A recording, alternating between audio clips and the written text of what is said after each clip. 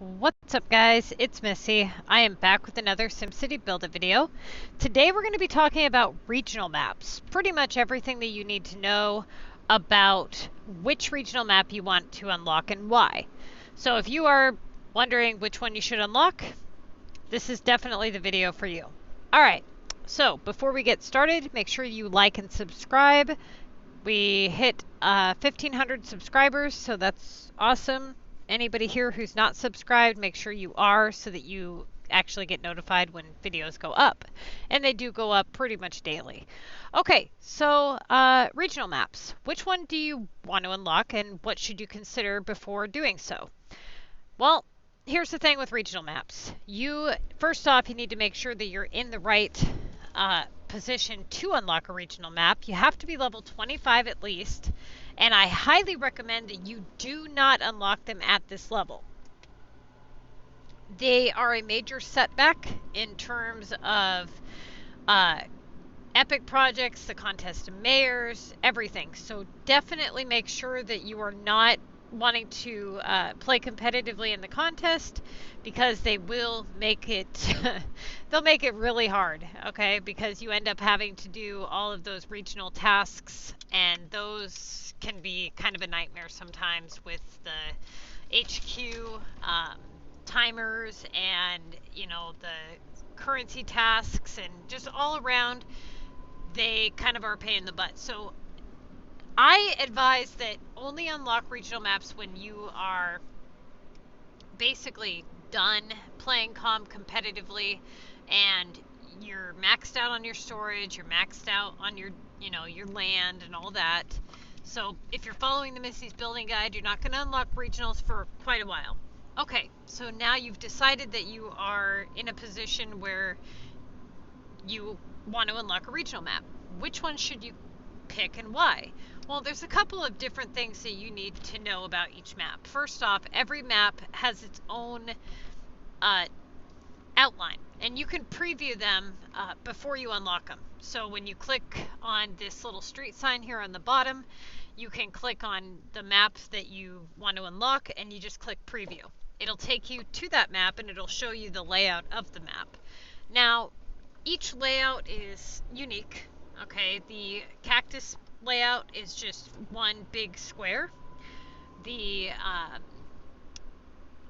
limestone one is like a capital I. The frosty map is super skinny and really long. The sunny map is broken into 4 sections, all different weird shapes. And the green valley is broken into 3 sections, all different shapes, like rectangle, square kind of shape, which is the map that we're on right now, is Green Valley. Okay, so once you've kind of looked at the layout, that's not the only thing that you need to decide, though. That's not the only thing you need to take into consideration. The next thing is, are you somebody who cares about design? And if you do care about design and you like the trees, you need to make sure that you pick a map that requires, or that you like the look of the trees the best. Because if you care about design, you care about trees enough, trust me, this is something that you will want to take into consideration. For me, when I first unlocked a regional map, we only had 3 regional maps to pick from at that time, and I believe the Green Valley was the first one that I unlocked, if I remember right. And the main reason was because you get the Weeping Willows for that tree, or for that map. So if you want to know which tree goes to which map, all you have to do is open up your landscape menu, hold down on whatever tree it is, and it'll show you right there, region unlocked Green Valley. Okay, so a lot of people don't pay enough attention to their menus, and honestly, the vast majority of questions can be answered just by simply reading your screen. Really, it's that simple. A lot of people will be like, I don't know what this item is called, and all they had to do was hold down on it and it tells you the name of the item. Things like that. So make sure that you actually pay attention to what your menu says. For example, this one here says It's a 4% boost, and I've got 21 of them in storage, and they unlock on the Cactus Canyon map. Okay, so pick out which tree you like the look of the best, which map you like the look of the best, and then there's another thing to consider, and that is hotspots. Now, certain categories have regional hotspots. Now, these hotspots you can find, they're located at the very end of the category, and if you click on them, it tells you a little bit about the building. So, like, for example, this one is 1 to 5 epic points, so basically you upgrade these when you place them down, and you can place them on any map, but you place it down. They do cost regional currency, and then what you do is you upgrade them. And each time you upgrade the hotspots, as you upgrade them, the stats go up each time. So if you click this little eye here, it tells you on the next upgrade what's going to be increasing. Now, what they're basically saying is at the maximum upgrade, these hotspots can be 80% pop boost and up to 5 epic points each. So they are definitely worth considering, you know, as you progress through after you buy your regional storage facility, because each map comes with 20 space that you can purchase. You don't need storage rares to get it. All you have to do is meet the population requirements. You'll click on the regional tab here, and at the end of it, the population requirement is 5,000 on your regional map. And what you do is you spend 5,000 regional currency, and you're able to purchase it, and that gives you an additional 20 space. You get this for every regional map, so that will increase your space by 100. For those of you guys who are wondering, it's 20 per map. You get 5 maps. That's 100 extra space. Now, don't be fooled by this though, because the regional items that you unlock take up much more than the 20 space that they allow you to purchase. That being said, what you will basically do is you will look through the hotspots. There's some in education, there's some in transportation, gambling, and I think that might be it. I don't think there's, hang on. Yeah, I think that might be it. So gambling, education, transportation. I don't think there's one in landmarks. Pretty sure there's not. Okay, so once you do that, basically that is what you need to consider. Then you have items to consider. You know, certain regional maps, you make certain items, right? So, for example, this one is yoga mats and flip-flops is basically what you make on the Green Valley one. Now, these are the more popular maps, so typically you're going to see yoga mats more frequently. You see a lot of yoga mats and motors on the global market as compared to some of the other regional items. Like, for example, I never see that fish barf soup. Ugh, stuff's disgusting. But there seems to be a high demand for that in the game. Like, pretty much all the time the game is asking for those stupid soups, and you never see them anywhere. So try to keep a good stock of those if you end up unlocking Frosty. The motors, they require drills to make those, so if you're somebody who never makes drills, which, I mean, they're a horrible profit item, so you should pretty much only make them if you actually need them for something. It's going to be like that. So basically what you're going to want to do is you're going to want to, the best that you can, you're going to want to keep your regional items, your regional shops running 24/7, always making something regional item, and never ever ever sell your regional items for just coin, right? Sell them for the regional currency, because if you can do that, what you'll end up doing is, and this comes into my next tip for regional maps, so many people make the mistake of selling their regional items for regular currency, which I personally think is a huge waste because regular currency is so easy to obtain, whereas regional currency isn't. And I can find benefit in having regional currency over regular currency. That being said, what do you do with your regional currency? Well, first off, you're going to have to buy that $5,000 storage unit. That's the first thing. The second thing is you have to buy regional coverage. So kind of like how you have police, health, and fire. You're going to have to buy the regional stuff here. This one's $4,800. This one is $1,200, and this one is $600. Now, the next thing that you're going to have to purchase is, or if you want to purchase, is those hotspots. And those hotspots, as you upgrade them, they don't upgrade cheap. Okay, so they're pretty expensive. That being said, if you can get those upgraded to a high amount, you can have some decent pop boosters if you're somebody who, you know, really cares about population.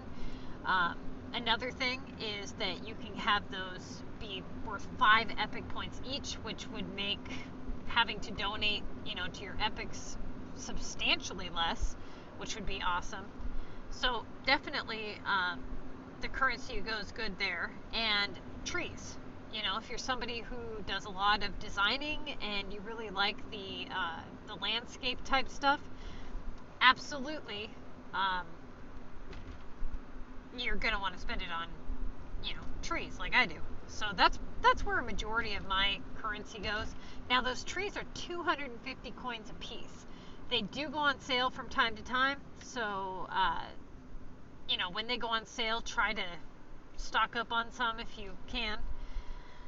But basically, I ended up unlocking all of the regional maps, and I want to make sure that everybody is aware of this. You need 10 million population to unlock all 5 maps, and the capital map is not included in that 10 million.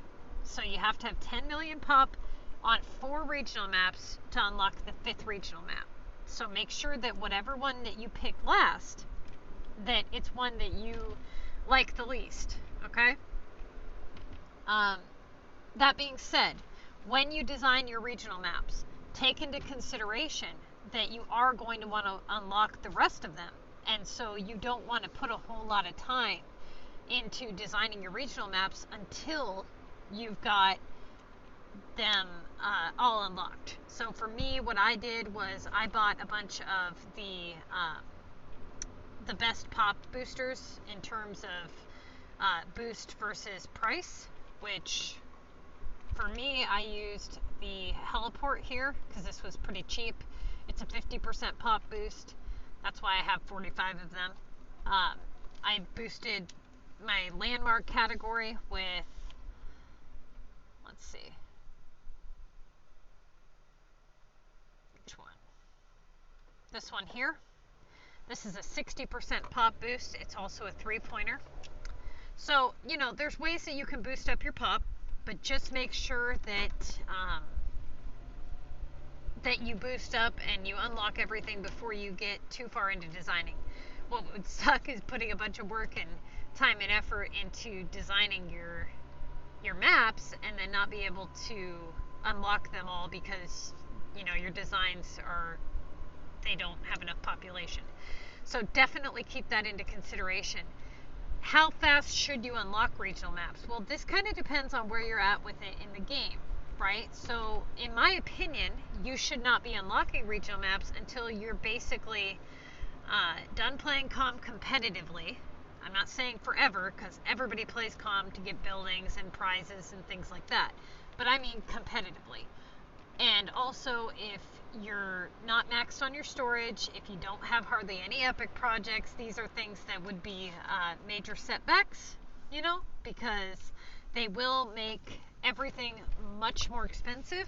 So that is one of the things that you need to take into consideration, that when you unlock these maps, you have these new items that can be requested basically anywhere in the game.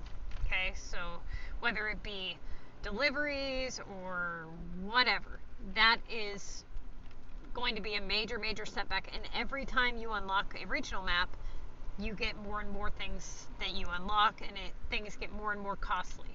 Now, Another thing that you're going to want to know about the regional maps is that you'll get these little bubbles to pop up.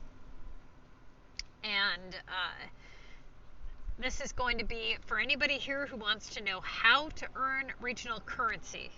Okay, there's a couple of different ways that you can get regional currency. One of the ways is that if you continue to produce your items 100% of the time, like you should be, if you click on these little bubbles that pop up, you can sell your regional items for regional currency. Now, granted, it's usually pretty low in terms of, you know, what you would expect regular coins to regional coins, you know, because 5 of these yoga mats sell for 10,000, right? And so it kind of sucks when you basically are selling a $2,000 item for like 89 regional coins or something. That being said, it is worth it if you're somebody who isn't hurting for coin and basically really wants these regional currency coins for the purpose of buying trees or, you know, whatever it is you're doing with them. Now, typically what you want to do is you want to keep some of them on hand for when you do your epics, because I'm telling you guys, when you do epics, when you got regionals, oh man, it is rough. It is really rough. So just keep that in mind, but also keep in mind for those, if you are somebody who is insisting on playing the Contest of Mayors competitively and you do have regionals unlocked, then that is one way that you can get those regional currency tasks done without going broke and having to buy those stupid piggy banks, right? But basically that's one easy way to get regional currency, is just to stock up on regional items and sell them to the sim bubbles that pop up. That is a really easy way. And you can even go like on the global market and buy a bunch of the small items, which I would say, you know, they've got like small, medium, large. So flip-flops would be medium, yoga mats would be large, and then there's the other one, I can't think of the name right now. But you buy those up on the global market and then you can sell them to the sim bubbles as they pop up. The next thing is regional HQ shipments. Okay, so if you go to your regional map here and pay very close attention, because here's the thing. If you click on your regional HQ, see how it says opens in 1 day, 4 hours. If I do not touch this, and let's say 1 day and 4 hours passes by, and I don't touch it for, let's say 3 days, it will not be closed at any point when I go to open it next time. The timer will not start until I click on it. So I will know that if I don't touch this building for 1 day and 4 hours, that I will for sure be able to open it up and have it be there. The moment that I click on this building, that 24-hour timer begins. In that 24 hours, I complete shipments, and they start in 3 rows. Okay, so you get 1 row, 2 row, 3 row. If you complete all 3 rows, then you have a 2-hour wait, or you have to pay 10 cash. You complete the second round, which would be 6 rows, and then the third round, which would be 9 rows. Now, once you've completed all 9 rows, you can either pay cash again and continue to do the shipments as they come in, or you can click on this piggy bank here and you can purchase the piggy banks. You can purchase all 3 if you want, or just 1, or whatever. If you completed all 9 rows, then you'll be able to purchase 1 of each if you wanted to. Okay? That being said, they do go for the assignments, but here's the thing. The way that this works is you have a cooldown period for like 2 days after the initial 24 hours on that regional HQ shipment. During that 2-day cooldown, while you're waiting for it to restart, you're allowed to purchase those piggy banks. See where it says offer is valid for 1 day and 4 hours? So this, if I had all 3 unlocked, I would be able to purchase them at any time within the next day, 1 day and 4 hours. Once the new truck comes in and I click on it, the timer will begin and the previous pigs will basically go away and you'll have to earn them up again. Now, I recommend doing these shipments whether you do them for the contest or not, but you better listen.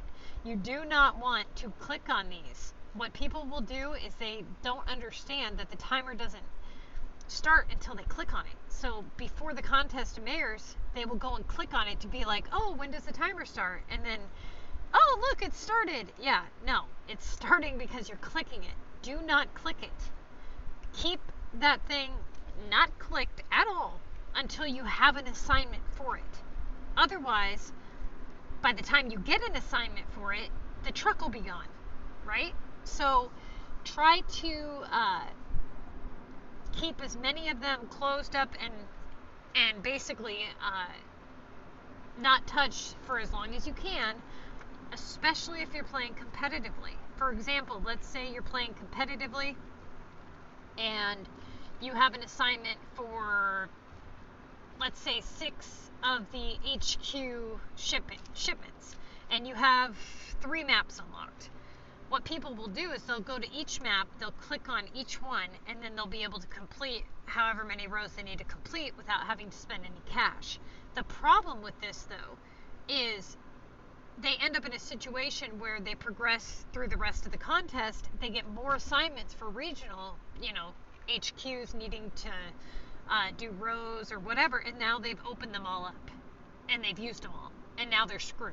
So what you need to do is, let's say you have one for 6. What I would do is I would open one out of my 3 maps if I had 3, and I would just pay the 10 cash or wait the 2 hours, and that way I can get all 6 rows done on one city without having to open up the other 2 regional shipments, right? And that way, if I did get, let's say, a currency assignment or another HQ, I could do it. And I wouldn't have to worry about, oh, they're all on the exact same timer because I opened them all at once. So just be very careful with those timers and those annoying assignments. They do get more expensive the more times you pay. Like the first time is $10, the second time is $20. I believe the third time is $30 or $40, and then it gets really expensive after that. So if you have a regional currency assignment, there's a couple of ways that you can, do this. Another thing is they will ask for rare items. Now, this is a funny thing, okay? When you do your regional currency shipments, and let's say you're looking at the last row, and it's asking for 1 lock. And you're like, oh, I don't want to do that. I'm just going to pay the 10 cash. And then you get the new shipment, the new shipment rows come in and you're able to do it. The funny thing about that, though, is you pretty much could have bought the damn lock with cash anyways, because you now run the risk of having to pay more rares, because sometimes they start off, like once you get into the second or third round, they start off asking for like a dozer wheel and a lock. So I would just donate the damn 1 item. If you're playing competitively, of course, okay? It's going to be easier than spending 20 cash the next time. Then you could have just bought the damn thing, right? So just be careful with that. If it's something that you just do because you're playing casually and you're not playing the contest to mayors competitively, then I wouldn't spend cash on the shipments either way. I would just make items 24/7, try to sell those items to the sim bubbles that pop up, and then do your shipments, when they come in. And that way you don't have to worry about it. Now, how else can you get regional currency? Well, that's pretty much it. The only other ways to get it is obviously through the side passes. Then you get a few for doing house upgrades. But here's the thing with the house upgrades. When you do these house upgrades, it usually ends up asking for regional items anyways, and you only get like 55 regional coins, which usually you can sell the items that it's asking for the upgrade for more than you can for doing the upgrade. So you might as well just sell the damn items to the sim bubbles. That's pretty much the gist of that. Now, sometimes it'll ask for basically like no regional items, and in that case, then yeah, go for it. There's another method that people use, and I'm not fond of this method, and that is bulldozing stuff. People will, I don't know whoever came up with such a ridiculous idea, but what they'll do is they'll buy a bunch of stuff with their regional money, and then when they get a regional assignment, they'll just bulldoze it all for half price. I think this is stupid, because you're basically taking all of your good hard-earned coin and you're destroying it and only getting half back just to add some stupid points to the leaderboard, then you're probably not going to win anyways, right? So that just, yeah, it's dumb. And even if you did win, was it really worth bulldozing all of your stuff? I don't think so. But everybody's got their own way that they play. So I try to play the most productive, and I try to give people the best possible advice that I can think of for any one specific category, any one specific topic. So when it comes to making money or, epic projects or building a perfect city, I try to do the best possible, most beneficial route at all, in general. And so if you can implement every little aspect of the game and break it down to basically into subcategories and say, okay, if this part of the game, how do I master this one part of the game? And you do that with each part, and then you end up with this overall picture, and it's actually really great. That you can actually play this game without having to spend a ton of money. You can max your storage in 90 days. I mean, you can win the contest of mayors every single week, banking in, 18,000 cash, Sims cash, and have all your maxes paid for in less than 6 months with all gold epics that take minutes. I mean, the fact that that's possible with only buying the mayor's pass each 45 days or whatever, that is what happens when you do the Missy's Building Guide.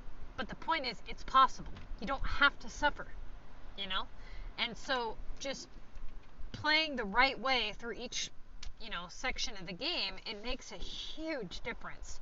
Now, regional maps, they're not so successful. They're more so a setback. They are a major, major setback. I think they were put out because a lot of people got bored, because they only had one map, and they basically put them out as a way for people to kind of continue on, because a lot of people got bored once they unlocked all of their stuff. They were like, well, now what? Well, that's just it. Everybody lost interest in the game after that. So it was like all they knew how to do was hunt items. That's all the game became. And it was like, no, let's put the life back into the game and make it about designing. Let's make it about being productive and strategic, and take away this, I just hunt for storage rares my whole life because that's what this game's about. And once I max my storage, I don't know what else to do because that's all I know how to do. And don't be that type of player. It shouldn't focus your entire gaming experience with this game solely on hunting stupid storage rares. You know what I mean? There's ways that you can do that, yes, and still accomplish everything you need to accomplish. Same thing happens with the regional maps. As you progress throughout the game, you're going to have to go back around and, hunt for dozer and things like that again. But at least at this point, you've stacked up enough good resources that now it's not a setback for you. It's more so for your entertainment. People always ask me, well, why'd you unlock so many regional maps? Well, why not? My game was already, basically screwed, as you would put it. So I ended up in a situation where I had everything maxed out. I had so much stuff in storage, I had nowhere to put anything. And I'm all about the designing portion of the game. So if I can design on 5 different maps and have all these different trees, I'm happy, But you guys have a ways to go before you get there. So just be very, very careful. If you do decide to unlock regionals, make sure that you are prepared for that setback that comes along with doing that. And it is a major, major setback. So if you're not financially prepared for it, if you do want to do, epics and not have them cost a fortune, I would definitely hold off on unlocking the regionals, at least until you're maybe better prepared for them. Alright, you guys, I'm going to go ahead and get this uploaded, and I'll see you guys next time.